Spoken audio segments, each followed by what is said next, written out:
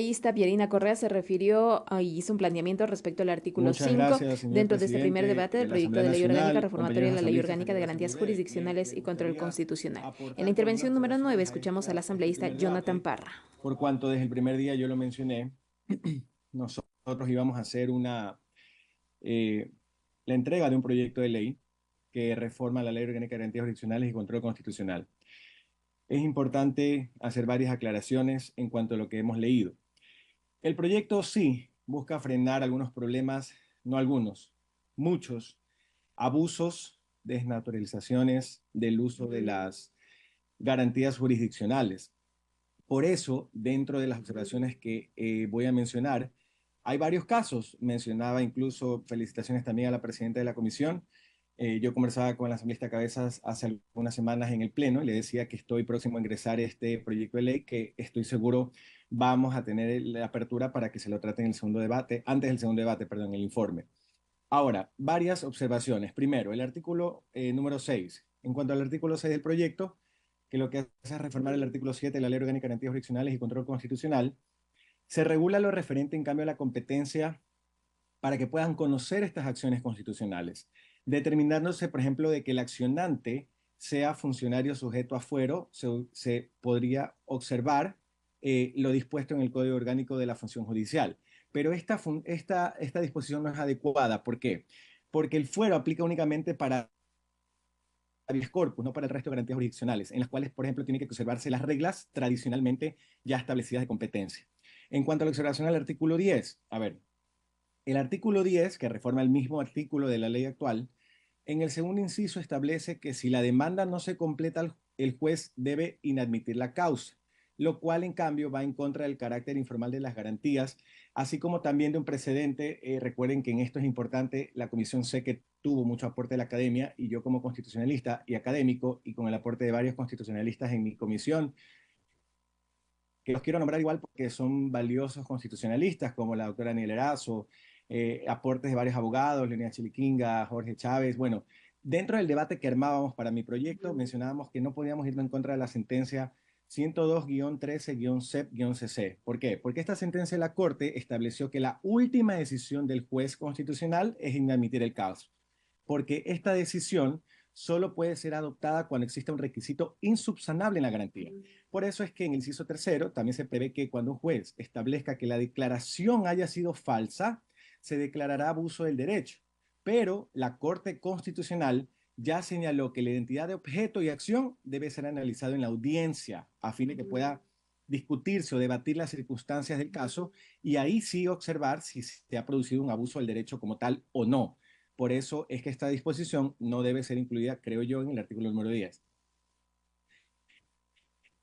En el artículo 19 y 20, que se refiere a la modificación del artículo 18 de la ley orgánica actual, el párrafo tercero del artículo establece que cuando la reparación se ordene contra el Estado, se establecerá un juicio contencioso administrativo y cuando sea contra un particular, en vía verbal sumario.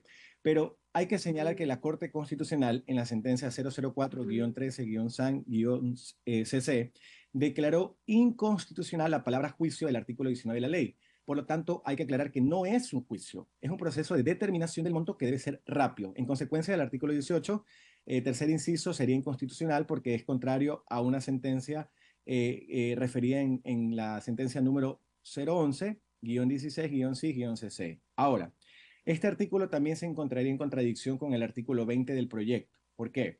Se determina que el juez directamente establecerá el monto de reparación económica. Es indispensable que en este artículo se incluya el proceso que la Corte ya desarrolló al respecto de la reparación integral. ¿En qué sentencia? En la que acabé de mencionar, la cual va a permitir que presenten como propuesta en un proyecto de ley que se incorpore para el segundo debate. Voy a hacer llegar estas observaciones igual. Y dos temas más es las observaciones al artículo 27. Agrega un artículo enumerado al artículo 27 de la ley actual, en el cual se desarrolla la enmienda de oficio de una medida cautelar, determinando que la enmienda debe darse únicamente al momento de abocar conocimiento y calificar la garantía. Pero esta disposición lo que hace es inobservar el proceso de las medidas cautelares en el que no hay una fase de admisión como tal por la naturaleza, por la urgencia. Pues entonces, siendo indispensable que una vez que usted presenta la acción, el juez resuelva o no su concesión. Por ello es que la última parte de este artículo debe cambiarse estableciendo que la decisión de enmendar la garantía deberá efectuarse en la resolución de medidas cautelares de forma motivada. En el artículo 28 del proyecto de ley, que modifica el artículo 32, se establece la obligación de que las medidas cautelares sean notificadas a las instituciones que han sido accionadas, pero esto inobserva una vez más lo que la Corte Constitucional dijo en la sentencia 026-13-SCN-CC. Declaró que el artículo 33 establece que no es necesaria la notificación a la institución accionada porque la naturaleza de esta solicitud, de esta medida, es la rapidez, pues en la inmediatez de la medida cautelar, si no se pierde su naturaleza. Voy a ser breve con dos más. El artículo 33, que reforma el artículo 42, omite diferenciar las causales de admisión y procedencia de la acción de protección, que la Corte Constitucional ya aclaró en la sentencia número 102-13-CEP-CC. Y por último, se reforma el artículo 142 de la ley actual, con el artículo 50 del proyecto que estamos debatiendo, estableciendo que la posibilidad de la consulta de norma pueda ser remitida por cualquier autoridad, incluso administrativa. Esto no es posible, esto no es adecuado en mi punto de vista, porque se va a cambiar la naturaleza o la posición de la Corte Constitucional, porque va a ser más un órgano de consulta y dada la carga laboral que nosotros sabemos cuántos años pasan para que conozcan ciertas acciones extraordinarias de protección, por ejemplo. Por eso es que la consulta de norma, conforme a la Constitución, lo determina que debe ser remitida únicamente por el juez.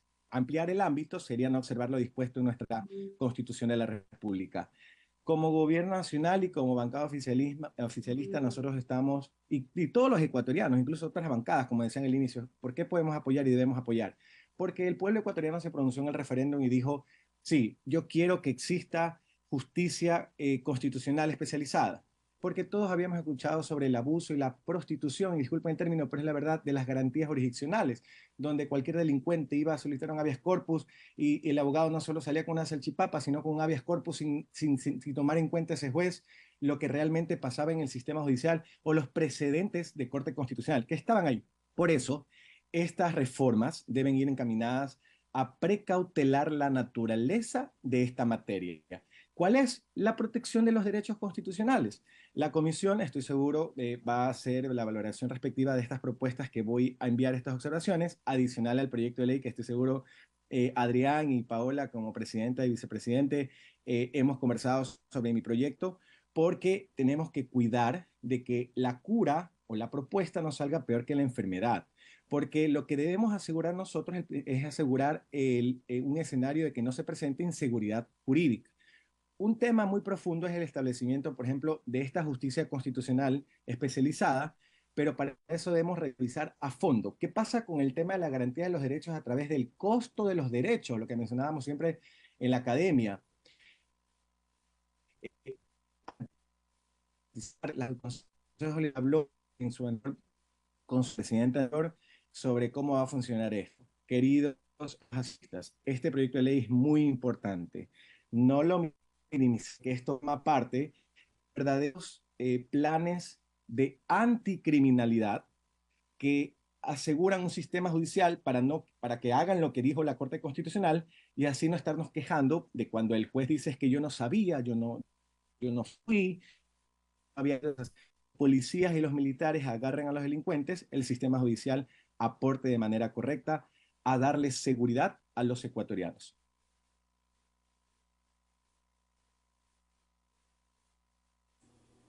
El asambleísta Jonathan